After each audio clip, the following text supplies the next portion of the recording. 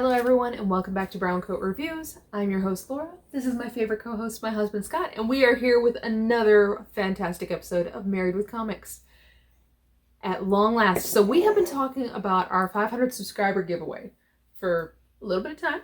We are at 152 subscribers. We're getting there. But I have teased, I have tormented you all with little hints of what is coming for those of you that are subscribed and commenting. It's here. So this is what you could win, dear fans. This is Nonstop Spider-Man issue number 1. This is a Ken Lashley variant cover, and this is a remark done by the artist, signed by Ken Lashley. Original print, gorgeousness, for free. All you have to do is talk to us. And since, you know, we're so much fun, just talk in the comments. I'll talk to you all soon, but trust me, we make it worth your while. Or at least we're trying to. But if we don't hit that 500 subscriber mark by a certain point, I may just have to keep that one. That's not fair. It's not fair, but it's incentive. Come on, we need to reach that goal. There's so many great things that we can do once we hit 1,000 subscribers, so that's why I'm trying to kind of give a little incentive. We're going to get there. So, this week, our pull list. Okay, so first and foremost was The Silver Coin, issue number 3. I've read issue number 1 and 2, and actually I was a little surprised because you saw in our previous episode that Scott was the one that grabbed this series for me. Didn't really know what to expect, and it's been really intriguing because each issue has been written by a different author. So this one, let's see what direction they take with the ominous Silver Coin. 7 Swords, this was my guilty pleasure of the week.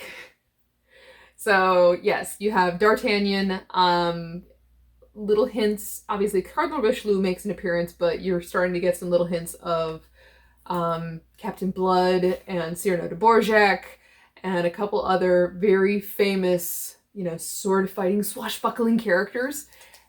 It was a great little beginning. So this one I absolutely adore. I just have to decide whether I'm going to keep with the individual issues or if I'm going to wait for the trade, but I liked it. Static. So this is Static Season 1, Episode 1. Obviously, we have the milestone characters that are coming back, so this is definitely a big deal. I liked this series, but just make sure if you're jumping into Static, make sure to read Milestone Returns and then grab Static. You do kind of need to read those two in order, and it'll make a little bit more sense. This one was my find for the week. So Represent, I found out about it, saw that they had issue number 1 that was available for free online. Read it, liked it a lot, decided to grab this, which is the collection of the first 7 individual issues or little stories. Not every story is perfect, not every story is the best written, but the intention and the thoughts that they're trying to express are what I really appreciated about the story. The very first one that you can get online on Comixology for free, highly recommend it. There's the last like 3 pages that I think were the most impactful are actually not included in this book. So make sure to get the digital copy, read it. I think you're going to really enjoy it, but listen, the overall theme and focus of this storyline really impressed me, which is why I did the June 19th or Juneteenth video and talked about how this story and DC's stance on anti-racism. So really cool stuff. Cool. My pile, yeah. Guess. So I have quite a bit this week. I have Sonya Versal. So this is issue 5. Yes. And if you've been following along with that, I like where it's been going because, I mean, I like the whole Sonya universe, and that's a really cool storyline that so far at least hasn't disappointed. I picked up Weapon X, right, Final Flight from the Heroes Reborn. I love that cover. I love the cover. Now, the series itself, I guess, is kind of where a house divided on. Laura read 1, didn't care for it. I like the idea behind it. I've not read all of the ones that I've purchased yet, but she's kind of like, I can do without it. I'm intrigued. I'm going to see what he thinks. So, Fantastic Four. This is issue 33. This is Bride of Doom Part 2. Love that cover, too. Yeah. And Aliens. Now, this one, honestly, I've never read any one of these series. This is issue 4.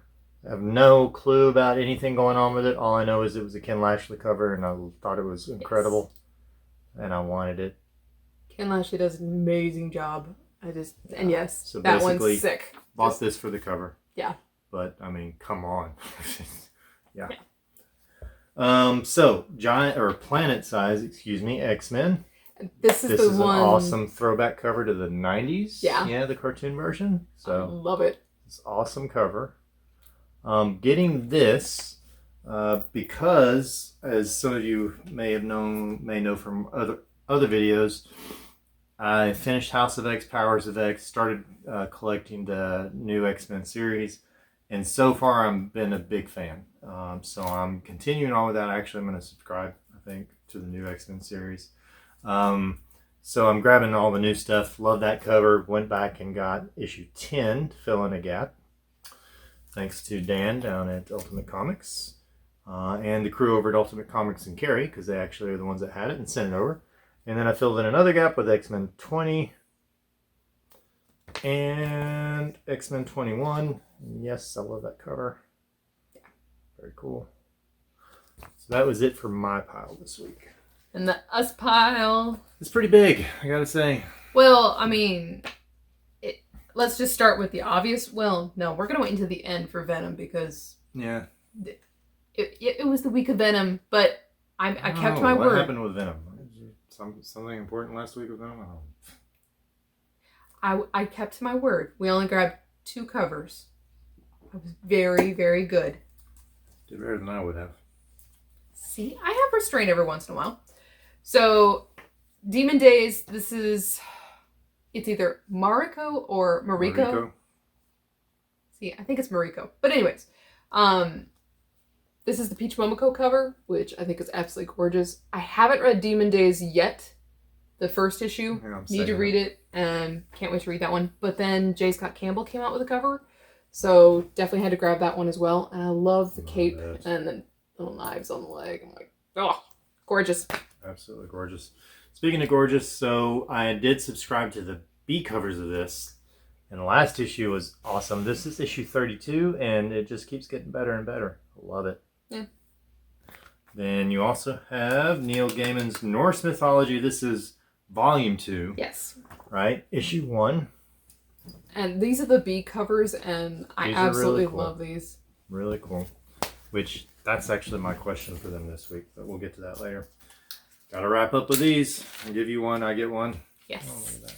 So, this particular one, I picked, this is a Ryan Stegman cover, except the reason I picked this particular one is because it is in homage to issue number 1 of Venom. So it's a nice kind of beginning and end to the series. So definitely wanted that. And I do actually have issue number 1 to be able to kind of put the 2 side by side. And we have J. Scott Campbell. I mean, that's so cool. Oh, see just look at the detail. Yes. That's awesome. Anyhow. I love it. That was the end of our S pile for this week.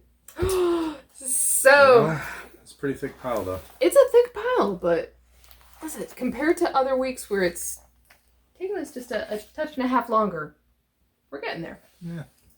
So, your comments and amazingness. Kevin K., you mentioned some of his seasonal reading and was talking about the different titles that he grabs. And he said typically he does similar to us, where in the fall he kind of goes through his stack of horror titles. Yes. Totally agree with Love you. Halloween, but yes. The Hobbit is what he reads in December. Oh. Never thought about reading The Hobbit in December, though. That's interesting. And I like that idea. And he did say that on his last vacation he read the book version of American Gods. Yeah. Must have been exactly. Very interesting vacation read. Doug talked about he's reading through, so he was a fan, of course, of the X-Men 90 series as well. And he read the House of X, Powers of X, but couldn't decide yet if he wanted to continue further. So he is looking forward to your feedback on how you survive through your stack and what you think. Okay. Compared to the original. Dave So his feedback on the series that he was the most disappointed on compared to the comic books was Jessica Jones, actually. And Really?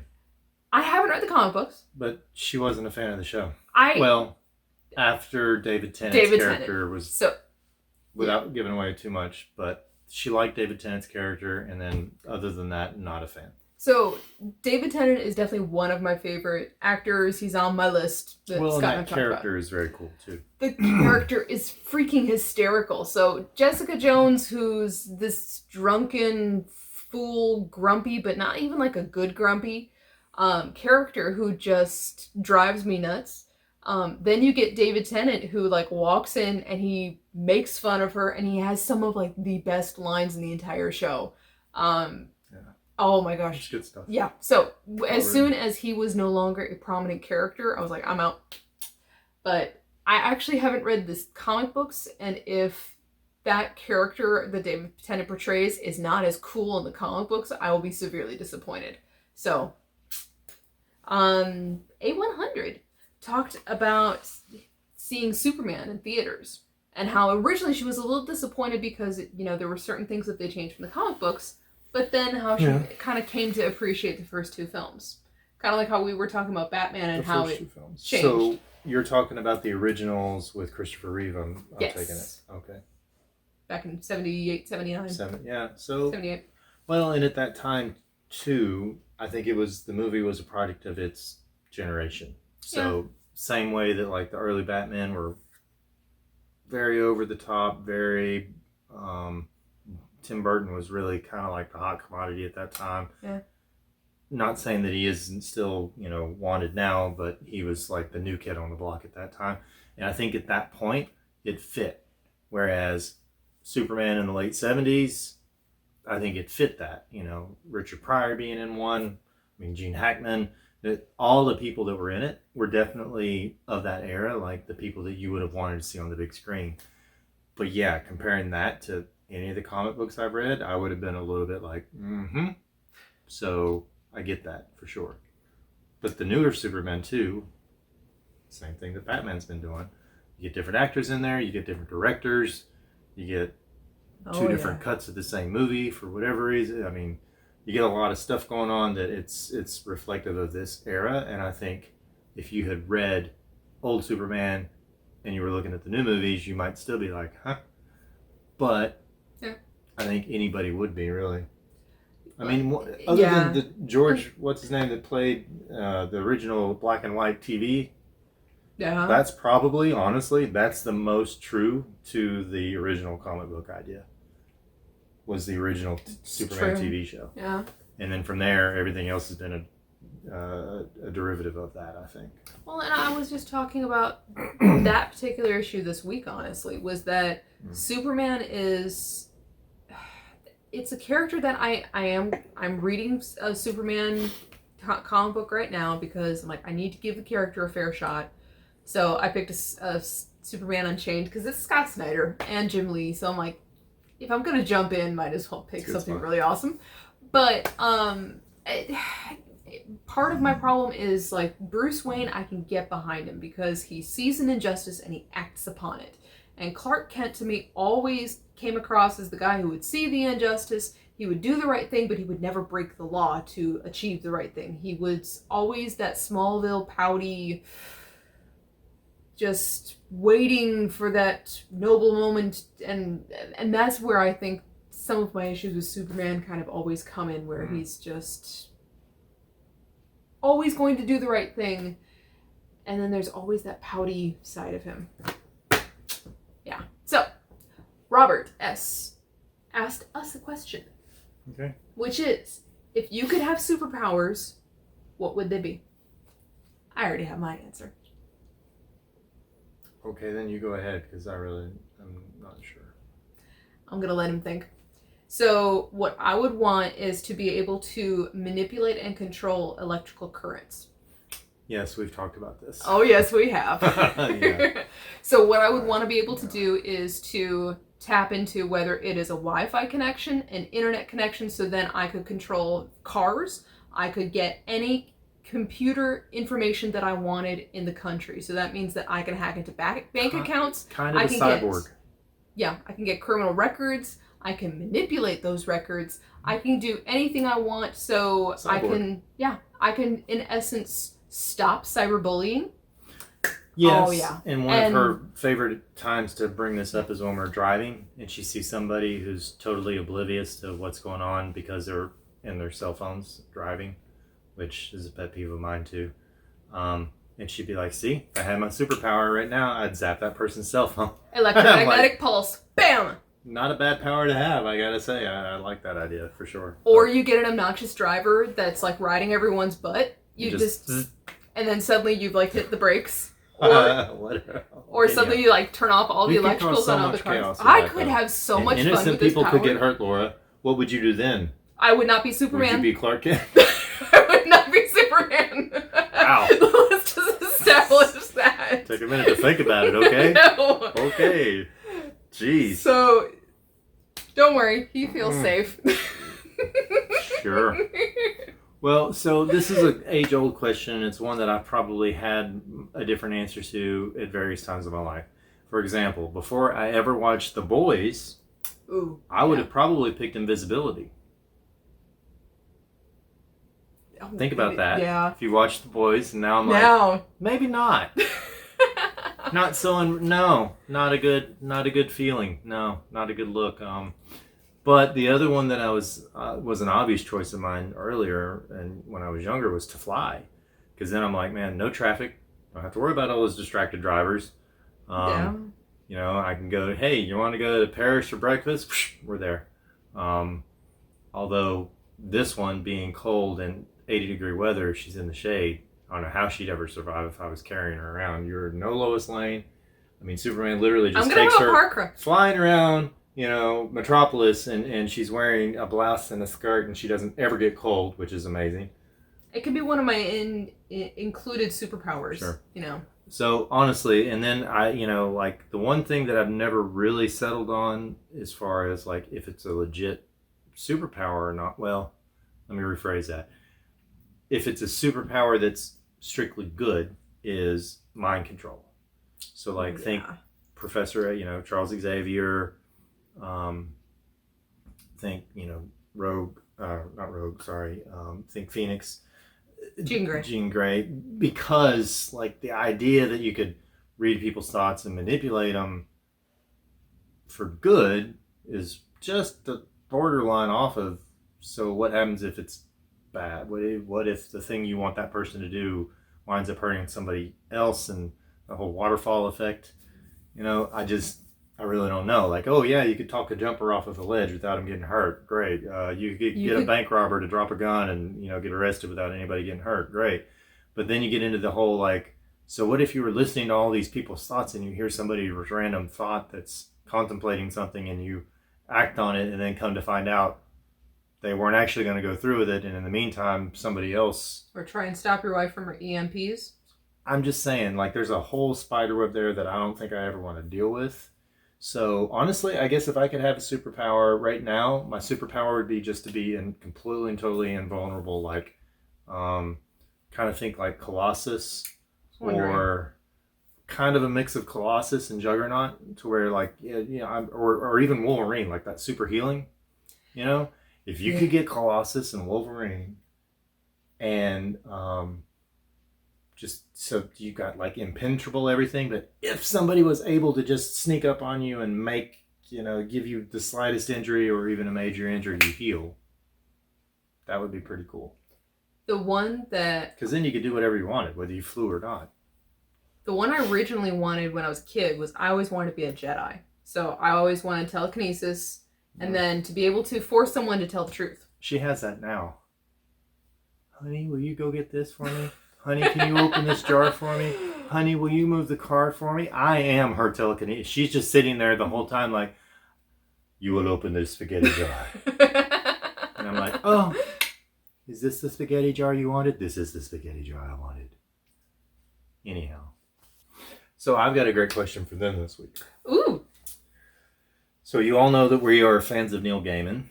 what I'm wondering is if you are a fan of Norse mythology, period, in general. So if you've read Thor or a fan of Thor, if you're a fan of the actual Norse mythology series that Neil Gaiman's written, the Norse mythology audiobook or print hardcover book, American Gods, the TV series, another Neil Gaiman tie into Norse. Okay, if you're a fan of any of that, have you been watching the Norwegian Netflix series Ragnarok?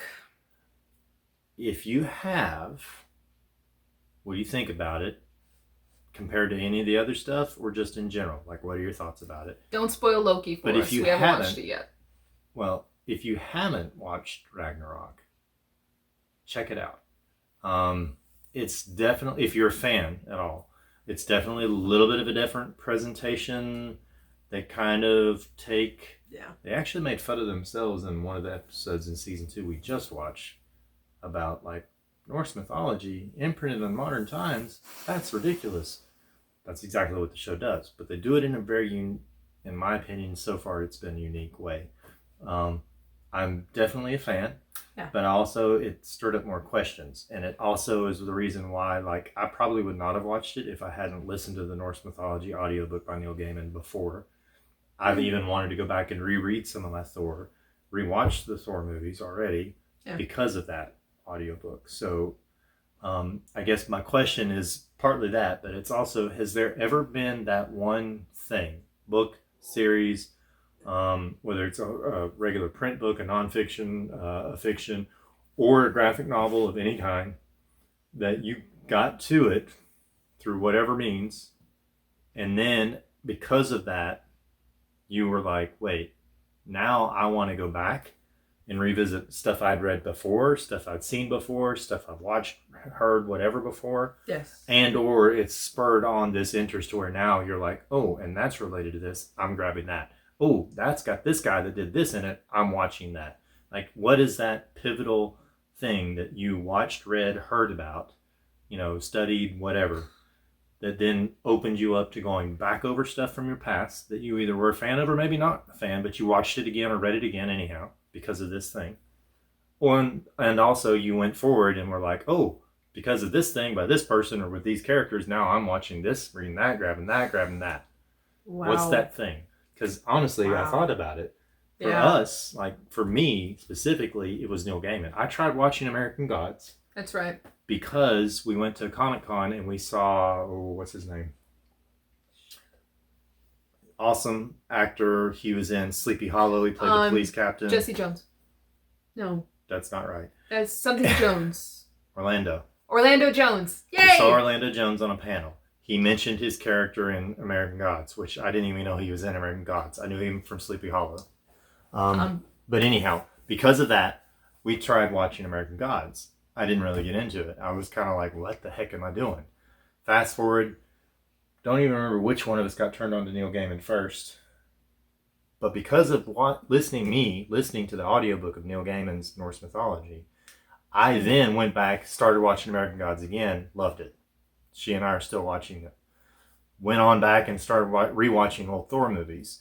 Then, because of her and I's love for Neil Gaiman's Norse mythology and a few other things that we saw and read, she's now like getting Sandman, which I also listened to that audiobook because of this, right? Sandman, the whole universe, she's got 15 different versions of it because there's a lot. We've got the Neil Gaiman Collected Works Illustrated version, volume 1 and maybe 2 over there. We're going to get 3 soon. So you see what I'm saying. Like, it literally was like the catalyst that somebody dropped it into our world and all of a sudden we just went like nuts. And actually, I know what the catalyst was. Is I grabbed it. We had an Audible subscription. Yes. And everyone kept recommending Norse mythology. And it had all these all-star reviews. I hadn't read anything by Neil Gaiman. And I'm like, well, let's just give it a try. So I put it in. I went ahead and purchased it. But Scott was the one who listened to it first. Yes. I didn't listen to Norse mythology. Instead, I listened to American Gods. And when I listened to the audiobook, which had all the different voices, presentation of American Gods, changed my mind completely about the TV series, went back, we rewatched it, and because of that, then I became a huge fan of his other works, listened to Norse mythology, and it just, that was our pinpoint. That's an illustration for you of the question I have for you this week. What was that thing for you? Whether it was over an author or a person or a storyline or a character, a movie franchise, what was it? And let us know. It's a deep question. Well, yeah. But hey, you got to work on getting our beautiful Ken Lashley variant. That's right. So please make sure to subscribe, share, like, comment. We are going to be seeing you all very, very soon. We love hearing from you all, and we will talk to you all again very soon. Have a great day, everyone.